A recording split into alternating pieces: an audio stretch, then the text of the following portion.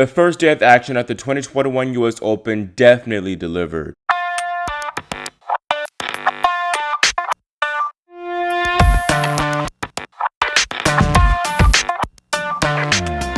Getting right into it, starting with the match of the day, we had 2012 US Open champ Andy Murray square off against third seed Stefanos Tsitsipas.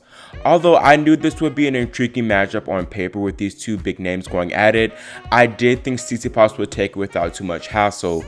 However, Andy was the more solid of the two in the early stages, breaking the Greek man twice to claim the opening set 6-2. Tsitsipas served a lot better in the second set, but still wasn't being as aggressive as he needed to be to get Murray uncomfortable. The Scot took advantage of this and had 2 break points at 4-all but couldn't convert.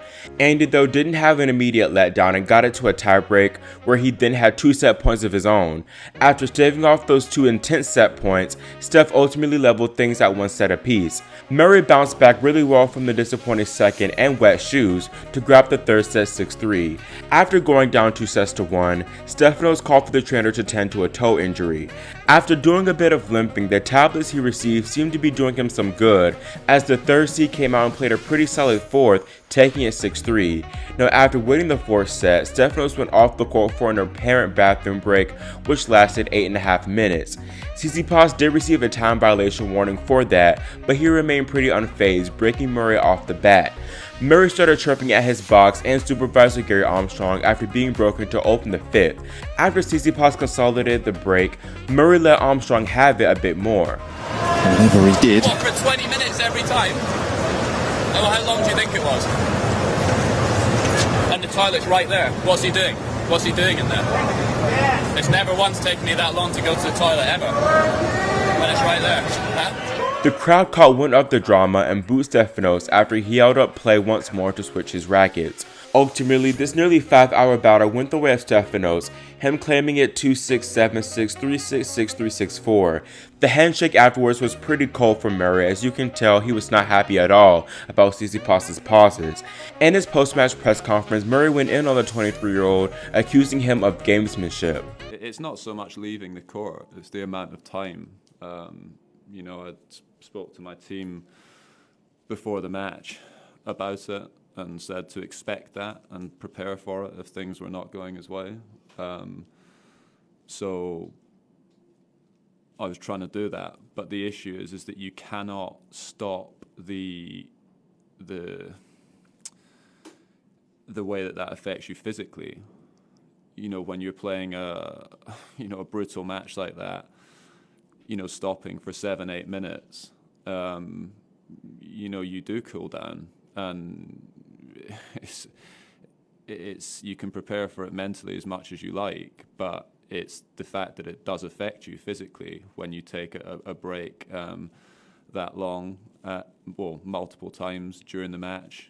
Every single time it was either, before my serve as well, and I think when he took the medical timeout, it was just after I'd won the third set. And also in the fourth set, when I had love 30, he chose to go, and I don't know if he changed his racket or what he was doing. But yeah, it can't be coincidence that it's happening, at those moments. I don't believe the foot is causing him any issue at all. The match went on for another 2 and a bit hours after that or something, and he was fine, moving great, I thought. And yeah, it's just disappointing because I feel it influenced the outcome of the match. Not necessarily, I'm not saying I necessarily win that match for sure, but it had influence on what was happening after those breaks. And, I rate him a lot. I think he's a brilliant player, and I think he's great for the game. But I have zero time for that stuff at all, and I lost respect for him. Now, in response to Murray's comments, Tsitsipas told the press, "I don't think I broke any rules. I play by the guidelines, how everything is. Yeah, definitely something for both of us to kind of chat about and make sure. I don't know how my opponent feels when I'm out there playing the match. It's not really my priority. As long as I'm playing by the rules and sticking to what the ATP says is fair, then the rest is fine." Now, I know that Andy did say that he would have been just as mad about Tsitsipas' break had he won, but I think that him losing is why he said all this in the first place. Murray didn't start actively complaining about Stefanos until he got broken in the 5th. Now, that's not to say his claims aren't valid, because Tsitsipas does have an issue with stretching the rules in regard to these breaks. Just last week, Zverev accused Tsitsipas of cheating in Cincinnati because he took his bag with him during an extended bathroom break. Alexander believed that Stefanos was looking at his phone in the locker room as his father Apostolos was on his phone the entire pause in play. Stefanos did deny this in his pre-tournament presser in New York, saying that it just takes him a bit longer to change his clothes. Now, honestly, I wouldn't be surprised if Tsitsipas used his phone in the locker room, because those bathroom breaks are very suspicious. There's no reason why it should take him that long unless he's constipated all the time. It's clear that Tsitsipas is not well liked in the locker room and by his peers, and he's acknowledged this before. If he keeps up with the bathroom antics, he'll definitely make a lot more enemies, but I really don't think that he cares. He mostly keeps to himself anyways. Canadian Milos Raonic sided with Murray on Twitter, and even Kyrgios talked about that during his first round loss to Bautista Agut tonight. Moving back to the tennis, this was a very positive sign for Andy. He pushed one of the hottest players at the moment to the brink, and this shows that he definitely still has the game to do some damage. This was a big win for Tsitsipas, who notoriously has underperformed in New York previously. I think he has a good chance to reach the second week and beyond for the first time, as I think his biggest threat would be maybe Alcaraz rather than 16th seed Garin. Humbert, who took him out of Tokyo, fell today, by the way. Honestly, besides Tsitsipas Murray, nothing really extraordinarily happened on the men's side. Medvedev, Rublev, Ruud, Schwartzman, and Dimitrov looked impressive in their straight set wins. Meanwhile, Tiafoe, Auger-Aliassime, and Dan Evans needed 4 sets. There were some other upsets, as the biggest being 19th seed John Isner, who lost to Brendan Nakashima in 3. This honestly wasn't that big of an upset, as Nakashima has been very solid all summer. Another youngster who's picked up a solid win was Carlos Alcaraz, defeating 26th seed Cam Norrie 4-4-3. The talented Spaniard has now won his debut matches at all 4 majors. Davidovich, Falconer, Cilic, and Krajinovic were the other seeded players to fall today. On the women's side, we open with a blockbuster between American talent Sloane Stephens and Madison Keys. The two split the opening sets, but the action really began to pick up in the decider, where things were sent to a tiebreaker. Sloane ultimately held off Maddie to win 6-3, 1-6, 7-6. I think it's really a shame that these two women had to play so early, because this was the final in New York literally 4 years ago. Maddie has underperformed lately and dipped a bit in the rankings after failing to defend her Cincinnati points. Sloane, on the other hand, has played better but has struggled to win the tight 3-setters this season, so that'll be really good for her psyche.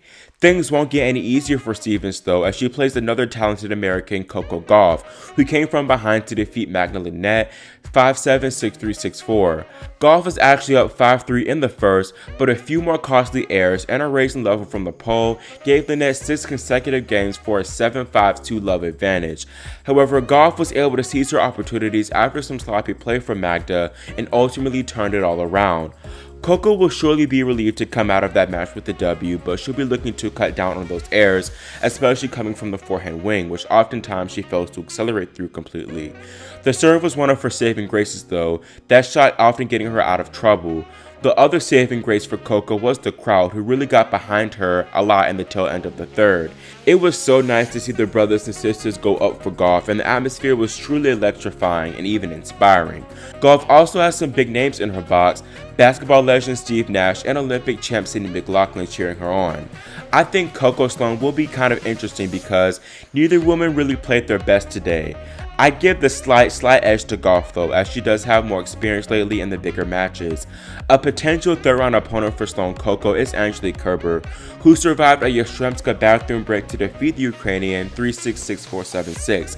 Diana really should have won this match, being up 5-3 in the third, but she played very sloppy tennis to gift it back to the German.